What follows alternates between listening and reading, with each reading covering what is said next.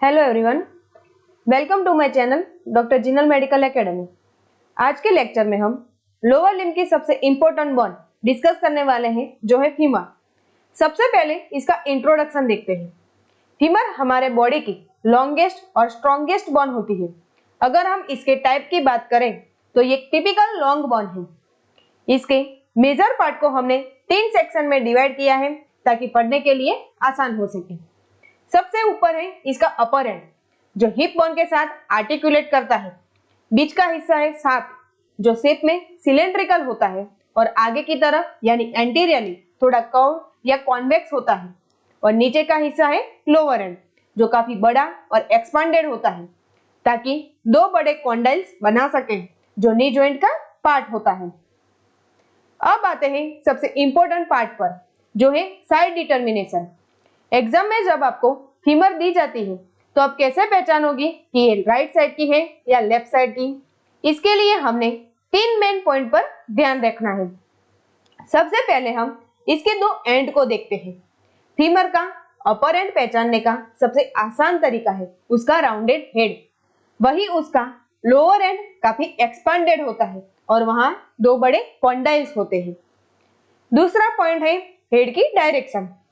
Femur का head हमेशा medially directed होना चाहिए, यानी हमारी बॉडी की मिडलाइन की तरफ। ये हेड ही है जो हिप बोन के एसिटाबिलम में फिट होता है। तीसरा और आखिरी पॉइंट है शाफ्ट। अगर आप शाफ्ट को ध्यान से देखेंगे तो ये आगे की तरफ थोड़ी निकल रही होती है, यानी इसकी कॉन्वेक्सिटी फॉरवर्ड होती है। इन 3 पॉइंट को ध्यान में रखकर आप आसानी से साइड डिटरमाइन कर सकते हैं। साइड डिटर्मिनेशन के बाद अब बात करते हैं फीमर की एनाटॉमिकल पोजीशन की। अगर आपको एग्जामिनर कहे कि बोन को एनाटॉमिकल पोजीशन में पकड़कर दिखाएं तो आप ये 3 बातें ध्यान में रखनी है। सबसे पहले इसका हेड। तो हेड हमेशा मीडियली यानी मिड लाइन की तरफ अपवर्ड ऊपर की तरफ और स्लाइटली फॉरवर्ड थोड़ा सा आगे की तरफ होना चाहिए। दूसरा पॉइंट है इसका शाफ्ट। ध्यान रखिए कि शाफ्ट कभी भी एकदम सीधी नहीं होती, ये हमेशा ऑब्लिक्यूली डाउनवर्ड्स और मीडियली डायरेक्टेड होती है। इसका मतलब है कि नीचे आते आते दोनों फीमर एक दूसरे के पास आने लगते हैं, जो हमारी बॉडी के वेट डिस्ट्रीब्यूशन के लिए जरूरी है। अब तीसरा पॉइंट, अगर हम इस फीमर को एक फ्लैट टेबल पर रखें तो इसके लोअर एंड के दोनों कॉन्डाइल एक ही हॉरिजॉन्टल प्लेन पर होने चाहिए, यानी दोनों कैंडाइल टेबल की सरफेस को टच करने चाहिए। इन पॉइंट को फॉलो करके आप फीमर की और उसकी सही एनाटॉमिकल पोजीशन में होल्ड कर सकते हैं। इंट्रोडक्शन और पोजीशन के बाद चलिए अब फीमर के पार्ट्स को डिटेल में समझते हैं। तो सबसे पहले बात करते हैं इसके अपर एंड की। अपर एंड में हमने मेन 6 फीचर्स पर ध्यान देना होता है। सबसे पहला है हेड। ये जो आप पर्पल कलर का राउंडेड जो देख रहे हैं वो है हेड, और ये हमारी हिप बोन के साथ आर्टिकुलेट करके हिप जॉइंट बनाता है। हेड के ठीक नीचे जो आप पिंक कलर का जो पोर्शन देख रहे हैं वो है नेक, जो हेड को शाफ्ट से कनेक्ट करता है। और फिर आता है ग्रेटर ट्रोकेंटर। ये बड़ा सा उभार जो डायग्राम में लाइट पिंक कलर का पार्ट है वो है ग्रेटर ट्रोकेंटर। ये एक बड़ा क्वाड्रेंगुलर शेप का प्रोजेक्शन है जो हम बाहर से भी फील कर सकते हैं। नीचे की तरफ एक छोटा प्रोजेक्शन है जो है रेड कलर का, उसे कहते हैं लेजर ट्रोकेंटर। अब इन दोनों ट्रोकेंटर को कनेक्ट करने वाली लाइन देख रहे हैं। आगे की तरफ जो लाइन है वो है इंटरट्रोकेंट्रल लाइन। वही दूसरी इमेज में पोस्टीरियर व्यू की है, वहां एक उभरी हुई क्रिस्ट है दोनों ट्रोकेंटर के बीच में, जिसे हम इंटरट्रोकेंट्रिक क्रिस्ट कहा जाता है। इन इमेज में आप देख सकते हैं कि कैसे ये स्ट्रक्चर एंटीरियर और पोस्टीरियर व्यू में अलग अलग दिखते हैं। अपर एंड के फीचर्स को जानने के बाद चलिए अब सबसे पहले हेड को डिटेल में समझते हैं। तो अगर हम शेप की बात करें तो ये स्फेरिकल होता है, लेकिन ये हाफ स्फेयर से थोड़ा ज्यादा बड़ा होता है। इसका मेन काम आर्टिकुलेशन है। ये हिप बोन के एसिटाबिलम के साथ फिट होकर हिप जॉइंट बनाता है। जैसे कि हमने पहले भी देखा, इसका डायरेक्शन हमेशा मीडियली अपवर्ड और स्लाइटली फॉरवर्ड होता है। अब एक बहुत ही खास फीचर्स को समझते हैं। ध्यान से सुनिए। हेड के सेंटर में थोड़ा नीचे और पीछे की तरफ एक छोटा सा गड्ढा होता है जिसे फोविया कहते हैं, और इस फोविया का काम होता है लिगामेंट को अटैचमेंट देना, जो हिप जॉइंट की स्टेबिलिटी के लिए जरूरी है। इस डायग्राम में आप क्लियरली देख सकते हैं कि ये ग्रीन डॉट वही फोविया कैपिटिस है। हेड को समझने के बाद अब आते हैं द नेक पर। नेक एक बहुत ही क्रिटिकल पार्ट है क्योंकि ये हेड को शाफ्ट के साथ कनेक्ट करती है और बॉडी वेट की ट्रांसमिट करने में मदद करती है। अगर हम बेसिक इंट्रोडक्शन की बात करें तो नेक की लेंथ अप्रोक्स 3.7 सेंटीमीटर होती है। इसका काम हेड और शाफ्ट को एक स्पेसिफिक एंगल पर जोड़ना है। अब हम नेक के बॉर्डर की बात करते हैं। तो नेक के दो बॉर्डर है, अपर एंड लोअर बॉर्डर। पहले अपर बॉर्डर की बात करते हैं। डायग्राम में जो ब्लू कलर की बॉर्डर है वो है अपर बॉर्डर। ये शेप में कॉनकेव और हॉरिजॉन्टल होती है। ये ऊपर की तरफ जाकर ग्रेटर ट्रोकेंटर से मिलती है। दूसरी है लोअर बॉर्डर, जो डायग्राम में लाइट ग्रीन कलर की है। ये बॉर्डर एकदम स्ट्रेट और ऑब्लिक होती है। ये नीचे की तरफ जाकर शाफ्ट से मिलती है, ठीक लेजर ट्रोकेंटर के पास। इस एनाटॉमी को समझना इसीलिए जरूरी है क्योंकि नेक का एंगल हमारी वॉकिंग और मूवमेंट को डायरेक्ट अफेक्ट करता है। नेक के बॉर्डर के बाद अब बात करते हैं इसके दो सरफेस की, जो कि है एंटीरियर और पोस्टीरियर सरफेस। तो सबसे पहले देखते हैं एंटीरियर सरफेस। ये सरफेस एकदम फ्लैट होती है। अगर आप ध्यान से देखेंगे तो ये शाफ्ट से जहां मिलती है वहां एक लाइन बनती है जिसे हम इंट्राट्रोकेंट्रिक लाइन कहते हैं। क्लिनिकल पॉइंट ऑफ व्यू से ये बहुत इंपॉर्टेंट है क्योंकि हिप जॉइंट का पूरा कैप्सूल इस सरफेस को कवर करता है, यानी ये पूरी तरह से इंट्रा कैप्सूल होती है। अब आते हैं पोस्टीरियर सरफेस पर। ये सरफेस ऊपर से नीचे की तरफ कॉन्वेक्स और साइड टू साइड कॉनकेव होती है। ये शाफ्ट के साथ इंट्राट्रोकेंट्रिक क्रिस्ट के जरिए मिलती है। एंटीरियर सरफेस के मुकाबले इसका सिर्फ मीडियली हिस्सा ही कैप्सूल के अंदर होता है, बाकी हिस्सा बाहर रहता है। इन दोनों सरफेस का डिफरेंस समझना इसीलिए जरूरी है ताकि हम हिप जॉइंट की अटैचमेंट को सही से समझ सके। अब आते हैं फीमर के सबसे इंटरेस्टिंग पार्ट पर, जो है इसके एंगल ऑफ क्लिनिकल पैरामीटर्स। इन्हें समझना इसीलिए जरूरी है क्योंकि ये हमारे चलने का ढंग और हिप जॉइंट की स्टेबिलिटी को अफेक्ट करता है। सबसे पहले बात करते हैं नेक शाफ्ट एंगल की। एडल्ट में ये एंगल लगभग 125 डिग्री होता है। ये एंगल हिप जॉइंट को फ्री मूवमेंट देता है। एक इंटरेस्टिंग बात यह है कि फीमेल में ये एंगल थोड़ा कम होता है क्योंकि उनका पेल्विस वाइडर होता है और इस एंगल को सपोर्ट देने के लिए फीमर के अंदर एक बोन थिकनिंग होती है जिसे हम कैल्कर फीमोराले कहते हैं, जो इस पार्ट को एक्स्ट्रा स्ट्रेंथ देती है। दूसरा पैरामीटर है ट्रोकेंटर स्ट्राफ शाफ्ट एंगल। ये लगभग 8 डिग्री होता है। ये हमें मेडुलरी कैनाल के डायरेक्शन और ग्रेटर ट्रोकेंटर की एलिगमेंट को बारे में बताता है। तीसरा एंगल है एंगल ऑफ फीमोरल टॉर्सन या एंटेवर्जन। अगर हम फीमर के अपर और लोअर एंड के एक्सिस को देखें तो उनके बीच लगभग 50 डिग्री का एंगल बनता है और ये एंगल हमारे पैरों को चलते वक्त सही डायरेक्शन में रखने में मदद करता है। ये तीनों एंगल ऑर्थोपेडिक सर्जरी और ट्रॉमा केयर में बहुत ज्यादा चेक किए जाते हैं। दोस्तों, अब आते हैं इस लेक्चर के सबसे क्रिटिकल पार्ट पर, blood supply of the neck and head. इस एनाटॉमी को समझना इसीलिए जरूरी है क्योंकि नेक फ्रैक्चर होने पर ब्लड सप्लाई रुक जाती है जिसे हेड की बोन डेथ हो सकती है, जिसे हम एवेस्कुलर नेक्रोसिस कहते हैं। इस डायग्राम की मदद से आप समझ सकते हैं कि किस तरह ब्लड सप्लाई होता है। तो पहला है इंट्राकैप्सुलर पार्ट। नेक का वो हिस्सा जो कैप्सूल के अंदर है उसे रेटिनाक्युलर आर्टरी सप्लाई करती है। ये आर्टरीज ट्रोकेंट्रिक एनास्टोमोसिस से निकलती है और बोन के छोटे छोटे गड्ढों में जाती और हेड की तरफ जाती है और ब्लड सप्लाई करती है। फिर आता है एक्स्ट्रा कैप्सुलर पार्ट। जो हिस्सा कैप्सूल के बाहर है उसे मीडियल सर्कमफ्लेक्स फीमोरल आर्टरी की एसेंडिंग ब्रांच सप्लाई करती है। अब हेड की बात करें तो जैसे कि आप डायग्राम में देख सकते हैं, हेड को मेन सप्लाई मीडियल और लेटरल एपिफिशियल आर्टरी से मिलती है और इसके अलावा एक छोटी आर्टरी ऑफ लिगामेंटम टेरस भी होती है जो फोबिया के रास्ते हेड की तरफ पहुंचती है। अब ध्यान देने वाली बात यह है कि ये वेसल्स नेक के पीछे और ऊपर की तरफ और आगे सरफेस पर ग्रूव्स बनाती है। अगर यहाँ फ्रैक्चर हो जाए तो ये वेसल्स डैमेज हो सकती है। ब्लड सप्लाई के बाद अब बात करते हैं फीमर के एक और प्रोमिनेंट फीचर्स की, जो है ग्रेटर ट्रोकेंटर। ग्रेटर ट्रोकेंटर एक बड़ा क्वाड्रेंगुलर प्रोमिनेंस है जो नेक और शाफ्ट के जंक्शन के अपर पार्ट पर लोकेट होता है। अगर हम इसकी हाइट देखें तो इसका अपर बॉर्डर ठीक फीमोरल हेड के सेंटर के लेवल पर होता है।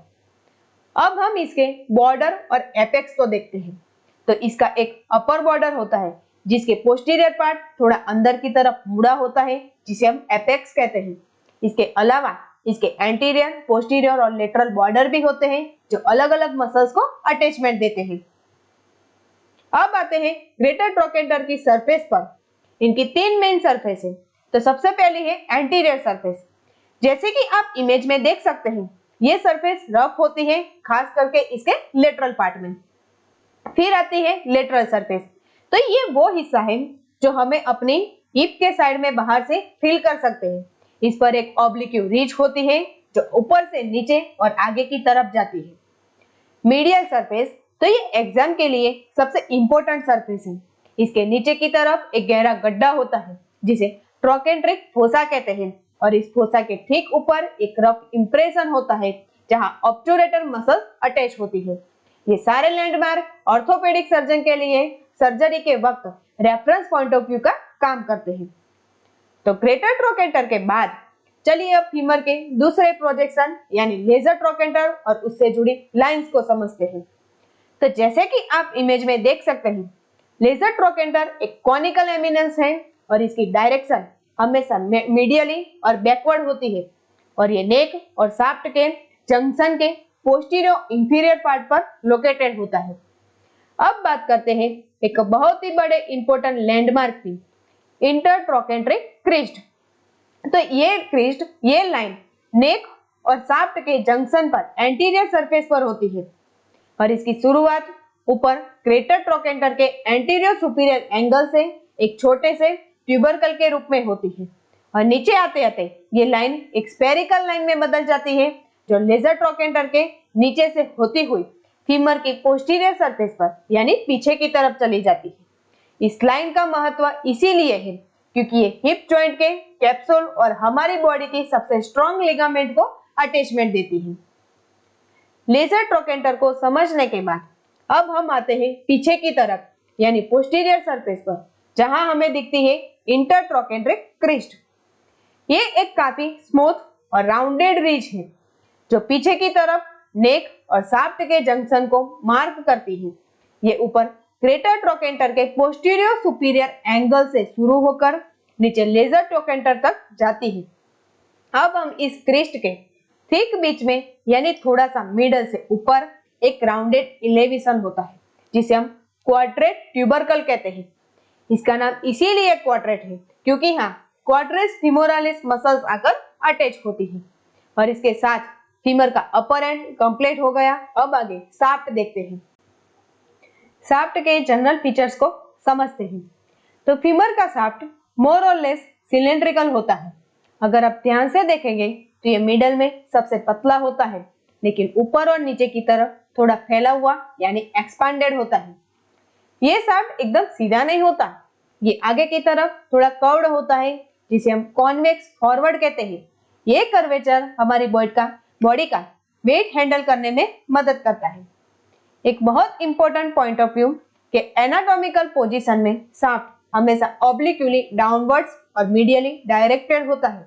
इसका मतलब है कि हमारे दोनों फीमर नीचे आते आते एक दूसरे के पास आ जाते हैं और ऐसा इसीलिए होता है क्योंकि ऊपर की तरफ हमारी हिप बोन वाइड होती है लेकिन नीचे नी जॉइंट के पास दोनों पैरों को बैलेंस बनाने के लिए पास होना जरूरी है और इस ऑब्लिक्यू की वजह से ही हम सीधे खड़े हो पाते हैं और चल पाते हैं। शाफ्ट के जनरल फीचर्स के बाद चलिए अब इनके मिडल 1/3 हिस्से को डिटेल में समझते हैं। यहाँ से बोन का क्रॉस सेक्शन बदल जाता है और बॉर्डर्स काफी प्रोमिनेंट हो जाती है। तो मिडल 1/3 में फीमर के 3 बॉर्डर्स होते हैं, मीडियल, लेटरल और पोस्टीरियर। मीडियल और लेटरल बॉर्डर काफी राउंडेड होते हैं और उन्हें पहचानना थोड़ा मुश्किल होता है, लेकिन इसके पोस्टीरियर बॉर्डर बहुत ही खास है। इसे हम लिनिया एस्पेरा कहते हैं। ये एक चौड़ी और रफ रिज की तरह दिखती है, जिसकी 2 लिप्स होते हैं, एक मीडियल लिप और एक लेटरल लिप। ये लिनिया एस्पेरा हमारी बॉडी की कई बड़ी मसल्स को अटैचमेंट देने का काम करती है। इन बॉर्डर की वजह से ही शाफ्ट 3 सरफेस में डिवाइड हो जाता है। एंटीरियर सरफेस जो आगे की तरफ होती है, मीडियल सरफेस जो मीडियल और पोस्टीरियर बॉर्डर के बीच में होती है, और लेटरल सरफेस जो लेटरल और पोस्टीरियर के बीच में होती है। और एक ध्यान देने वाली बात यह है कि इसकी मीडियल और लेटरल सरफेस का जुड़ाव पीछे की तरफ ज्यादा होता है, और इसके अगले पार्ट में हम देखेंगे कि ये सरफेस कैसे मसल अटैचमेंट को मदद करती है। मिडल पार्ट को समझने के बाद अब हम शाफ्ट के अपर 1/3 हिस्से को देखते हैं। यहाँ एक बहुत ही इंटरेस्टिंग बदलाव होता है। तो शाफ्ट के इस अपर पार्ट में लिनिया एस्पेरा के दोनों लिप्स एक दूसरे से दूर होने लगते हैं, जिसे हम डायवर्जेंस कहते हैं, और इन डायवर्जेंस की वजह से ही पीछे की तरफ एक एक्स्ट्रा सरफेस बन जाती है। यहाँ हमें 4 मेन बॉर्डर देखने को मिलती है, मीडियल और लेटरल बॉर्डर। स्पाइरल लाइन जो पीछे की तरफ मुड़कर मीडियल लिप्स से मिलती है। ग्लूटियल ट्यूबरोसिटी ये सबसे प्रोमिनेंट फीचर्स हैं। ये एक चौड़ी और रफ रिज है जो लेटरल पार्ट पर होती है। जैसे कि आप डायग्राम में क्रीम कलर में देख सकते हैं, यहाँ हमारी बॉडी की सबसे बड़ी मसल्स ग्लूटियस मैक्सिमस अटैच होते हैं और इसीलिए उसे ग्लूटियल ट्यूबरोसिटी कहते हैं। इन बॉर्डर की वजह से अपर 1/3 में 4 सरफेस बनती है, एंटीरियर, मीडियल, लेटरल और एक एडिशनल पोस्टीरियर सरफेस, जो इन दोनों डाइवर्जेंस लाइंस के बीच में होती है। और इस स्ट्रक्चर को ध्यान से देख लीजिए, क्योंकि यही वो जगह है जहां हिप और थाई की मेजर मसल्स का इंसर्जन होता है। शाफ्ट के अपर और मिडल पार्ट्स को समझने के बाद चलिए अब इसके आखिरी हिस्से यानी लोअर 1/3 पर आते हैं। तो मिडल पार्ट में हमने देखा कि लिनिया एस्पेरा के दोनों लिप्स होते हैं। तो लोअर 1/3 में ये दोनों लिप्स एक दूसरे से दूर होने लगते हैं, जिन्हें हम मिडल और लेटरल सुप्राकॉन्डाइलर लाइंस कहते हैं। तो इन दोनों सुप्राकॉन्डाइलर लाइंस के बीच में जो ट्रायंगुलर शेप का फ्लैट एरिया बनता है, उसे हम पॉप्लिटियल सरफेस कहते हैं, और ये सरफेस हमारे घुटने के पीछे का फ्लोर बनाती है। अब स्ट्रक्चरल बॉर्डर और सरफेस समझते हैं। तो मीडियल और लेटरल बॉर्डर ये ऊपर से नीचे कंटिन्यू होती है, और इस लोअर पार्ट में हमें 4 सरफेस मिलती है, एंटीरियर, मीडियल, लेटरल और पीछे की तरफ एक एडिशनल पॉप्लिटियल सरफेस। एक खास बात ध्यान रखिए, नीचे आते आते मीडियल बॉर्डर और मीडियल सुप्राकॉन्डाइलर लाइन एक दूसरे से मिल जाती है, जिसकी वजह से मीडियल सरफेस वहां ऑब्लिटरेट यानी खत्म हो जाती है। और इस पॉप्लिटियल सरफेस को ध्यान से समझ लीजिए, क्योंकि इस इंपॉर्टेंट वेसल्स और नर्व गुजरती है। शाफ्ट के बाद अब हम फीमर के आखिरी पार्ट यानी द लोअर एंड को डिटेल में समझते हैं। ये पार्ट नी जॉइंट बनाने में सबसे महत्वपूर्ण भूमिका निभाता है। लोअर एंड काफी चौड़ा यानी एक्सपांडेड होता है, जो 2 बड़े कॉन्डाइल्स बनाता है, एक है मीडियल और दूसरा है लेटरल कॉन्डाइल।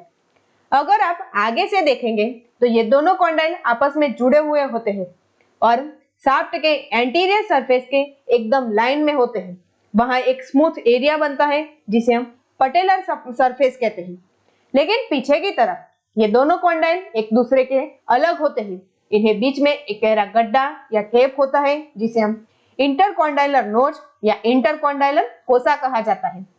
एक खास बात ध्यान देने वाली ये है कि ये कॉन्डाइल पीछे की तरफ काफी निकली हुई होती है, पॉप्लिटियल सरफेस के प्लेन से भी कहीं ज्यादा पीछे। और इस स्ट्रक्चर की वजह से ही हमारा नी जॉइंट इतना स्टेबल और फ्लेक्सिबल होता है कि हम आसानी से चल और मुड़ सकते हैं। लोअर एंड के स्ट्रक्चर के बाद अब हम बात करते हैं इसकी आर्टिकुलर सरफेस की, जो कि नी जॉइंट का कोर पार्ट है। तो दोनों कॉन्डाइल एक बड़ी आर्टिकुलर सरफेस के पार्शियली कवर होते हैं और इस सरफेस को हम दो मेन पार्ट्स में डिवाइड कर सकते हैं। एक है पटेलर पार्ट और दूसरा है टिबियल पार्ट। तो पटेलर सरफेस आगे की तरफ होती है और दोनों कॉन्डाइल्स के एंटीरियर सरफेस को कवर करती है। एक ध्यान देने वाली बात यह है कि यह सरफेस लेटरल कॉन्डाइल पर ज्यादा फैली हुई होती है as compared to medial condyle, और इसके बीच में एक वर्टिकल ग्रूव होता है जो पटेला की मूवमेंट को गाइड करता है। ये पटेलर सरफेस नीचे की टिबियल सरफेस से ज्यादा हल्की यानी फेंट ग्रूव के जरिए अलग होती है। ये आर्टिकुलर कार्टिलेज हमारे घुटने की स्मूथ मूवमेंट और फ्रिक्शन फ्री वॉकिंग के लिए बहुत जरूरी है। तो पटेलर सरफेस के बाद अब बात करते हैं टिबियल सरफेस की। ये वो सरफेस है जो हमारी टिबिया बोन के साथ आर्टिकुलेट करती है और बॉडी वेट को ट्रांसमिट करती है। ये सरफेस दोनों कॉन्डाइल के इंफीरियर और पोस्टीरियर हिस्से को कवर करती है। अगर आप लेटरल कॉन्डाइल की टिबियल सरफेस को देखें तो ये लेंथ में थोड़ी छोटी होती है और आगे से पीछे की तरफ एकदम सीधी होती है। इसके मुकाबले मीडियल कॉन्डाइल की सरफेस थोड़ी लंबी होती है और इसकी खास बात यह है कि ये थोड़ी कर्व्ड होती है और इसका जुड़ाव या कॉन्वेक्सिटी मीडियल साइड की तरफ होता है। इन दोनों सरफेस के शेप में ये डिफरेंट इसीलिए है ताकि हमारा नी जॉइंट चलते वक्त लॉकिंग और अनलॉकिंग मैकेनिज्म को सबसे बड़ी परफेक्ट और सबसे बड़ी आसानी से कर ले। अब हम डिटेल में बात करते हैं इसके लेटरल कॉन्डाइल की। इस कॉन्डाइल के कुछ ऐसे फीचर्स हैं जो इसे मीडियल कॉन्डाइल से अलग बनाते हैं। तो सबसे पहले अगर हम इसके अपीयरेंस देखें तो लेटरल कॉन्डाइल लेटरल साइड से फ्लैट होता है और ये शाफ्ट के एकदम लाइन में होता है। फंक्शनली ये बहुत महत्वपूर्ण है क्योंकि बॉडी वेट का एक बड़ा हिस्सा यानी कॉन्डाइल टिबिया बोन तक ट्रांसमिट करता है, यानी कि बॉडी वेट बियरिंग में इसका बहुत बड़ा रोल होता है। हालांकि ये मीडियल कॉन्डाइल के मुकाबले थोड़ा कम प्रोमिनेंट दिखता है, लेकिन ये उसे कहीं ज्यादा स्टडियर और स्ट्रॉन्ग कहा जाता है। इसकी मजबूती हमारे नी जॉइंट को इंपैक्ट हैंडल करने की ताकत देती है। इस इमेज में आप क्लियरली देख सकते हैं कैसे लेटरल कॉन्डाइल की पोजीशन और शेप उसे सपोर्ट प्रोवाइड करने के लिए डिजाइन किया गया है। तो लेटरल कॉन्डाइल के जनरल फीचर्स के बाद चलिए अब इनके तीन सबसे बड़े इंपॉर्टेंट के लैंडमार्क को देखते हैं। तो सबसे पहले है लेटरल एपिकॉन्डाइल। ये लेटरल साइड पर एक प्रोमिनेंट उभार होता है जहां से लिगामेंट अटैच होते हैं। एपिकॉन्डाइल के ठीक नीचे होता है पॉप्लिटियल ग्रूव और इस ग्रूव की एक खासियत है कि इसका आगे का हिस्सा गहरा होता है और पीछे का हिस्सा थोड़ा सैलो यानी हम कम गहरा होता है। और तीसरा लैंडमार्क है एक मस्कुलर इंप्रेशन। ये एपिकॉन्डाइल के पीछे और ऊपर की तरफ लोकेटेड होता है। लोअर एंड के फीचर्स में अब बात करते हैं मीडियल एपिकॉन्डाइल पर। तो लेटरल कॉन्डाइल के मुकाबले मीडियल कॉन्डाइल मीडियली ज्यादा कॉन्वेक्स होता है और इसके landmark clinical point of view से बहुत महत्वपूर्ण है। तो सबसे पहले देखते हैं मीडियल एपिकॉन्डाइल। ये मीडियल सरफेस का सबसे ज्यादा उभरा हुआ यानी मोस्ट प्रोमिनेंट पार्ट है। एपिकॉन्डाइल के ठीक नीचे और पीछे ऊपर की तरफ एक छोटा सा प्रोजेक्शन होता है जिसे हम अडक्टर ट्यूबरकल कहते हैं और इसका नाम इसीलिए है क्योंकि यहाँ हमारी थाई की अडक्टर मैग्नस मसल्स की टेंडन अटैच होती है। और ये ट्यूबरकल एक बहुत ही इंपॉर्टेंट क्लिनिकल लैंडमार्क है क्योंकि इसे हम नी जॉइंट के मीडियल साइड और एलिगमेंट को आसानी से पहचान सकते हैं। और सबसे जरूरी क्लिनिकल पॉइंट फीमर के लोअर एंड की एपिफिशियल लाइन इसी अडक्टर ट्यूबरकल के होकर गुजरती है। रेडियोलॉजी और ऑर्थोपेडिक सर्जन ये पॉइंट बोन ग्रोथ और फ्रैक्चर को एसेस करने में मदद करता है। दोनों कॉन्डाइल को समझने के बाद अब आते हैं इसके बीच में गैप पर जिसे हम इंटरकॉन्डाइलर फोसा या इंटरकॉन्डाइलर नोड्स कहते हैं।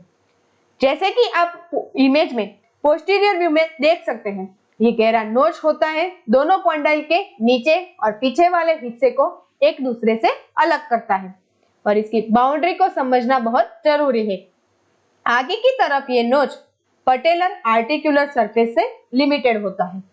पीछे की तरफ है इंटरकॉन्डाइलर लाइन द्वारा बाउंडेड होता है, जो इस नोच को ऊपर की पॉप्लिटियल सरफेस से अलग करता है। क्लिनिकल पॉइंट ऑफ व्यू से ये फोसा इसीलिए महत्वपूर्ण है क्योंकि हमारे नी जॉइंट के दो सबसे मेन लिगामेंट एंटीरियर और पोस्टीरियर क्यूटिकल लिगामेंट यानी ACL और PCL की वॉल और बाउंड्रीज यही अटैच होती है। और यहाँ हमने फीमर बोन का कंप्लीट एनाटॉमिकल स्ट्रक्चर फीचर समझ लिए। अब हम आगे नेक्स्ट पार्ट में मसल अटैचमेंट को समझेंगे। अगर वीडियो अच्छी लगे तो वीडियो को लाइक करें और चैनल को सब्सक्राइब करें। धन्यवाद।